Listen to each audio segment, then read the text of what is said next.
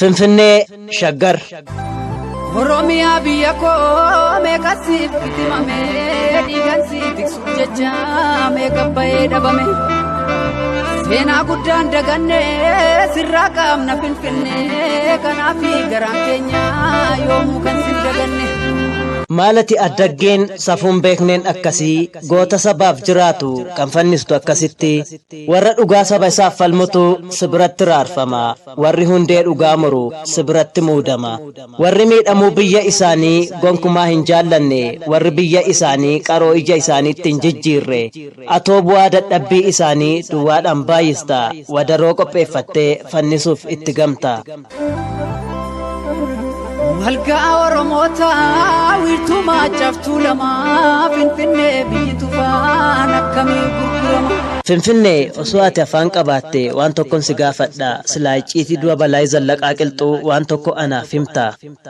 Warri roorroo hin dandeenye harka keetti miidhamu maalumaaf laata yaa Finfinnee na dhageessaa garuu warra lafee ofii cabsee mana kee iddootti eege baalchaa abbaa nabsoo corroqaaf raaree dhugee isa tokkittii lubbuu isaallee siif hin mararfanne soraa loomee akkamiin ajjeefte maaloo dubbadhume atoo aduu qara lamaa taatee gama lamaaniin murta warra dhiiga isaa siif dhangalaase alatti dhiistee nyaapha dinqatti waamta wadaroon gaafa sana guraaraa lataa fanniste akkamumaan dandeessee Oromoo irraa gargar isa baaste. Finfinnee dubbadhume kan nyaatte soraa loome goonni guraaraa lataa sirratti fannifame. Alagaan sitti ol galee taa'umsa tufaa munaa babbareechee dhaabee dachee abbaa keenyarraa dhabamanu gochuuf yeroo hirriba dhabe malaan mala malatee harkaan harka nu mure dubbadhumee maaloo yaa Finfinnee maalumaaf callistare nadhii gammadaa fuutee bakka ati buuste wallaalle jiraaf hin du'e isaayyuu nama nuuf himu dhabne. Maafan dhabe nadhii maaloo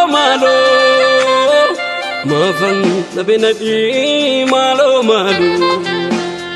Dhamaatiif bu'aan warra siif lafee cabuu erga kana ta'e dhiiga qulqulluu dhuguun eda amala siif ta'e lubbuu gootota baay'eetu harka keetti dhume akka du'a injiinar Tasfaa'uun mee maal nuuf himtare gaafittii gaaf sanaa Maammoo Mazammiriin wadarootti keesse yoo afaan qabaatteef waan inni siin jedhe dhalootaaf ibsime.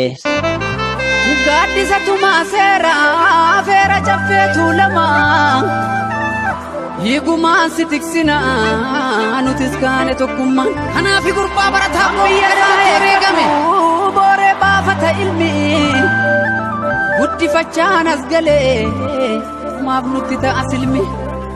Bilisummaa Moosisaatiin Hagayya 2018.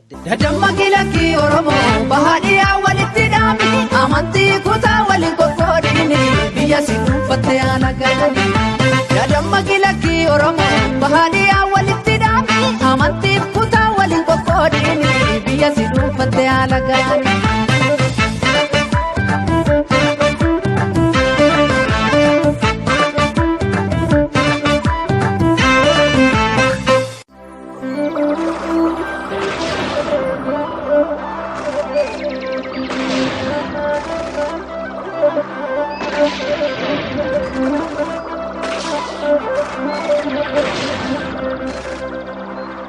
Finfinnee Shaggar Oromiyaa biyya koo meeqa siif itimame dhiigaan si tiksu jecha meeqa bahee dhabame seenaa guddaan daganne sirraa qaamna Finfinnee kanaafi garaan keenya yoomuu kan sin daganne. Maalati addaggeen safuun beekneen akkasii goota saba.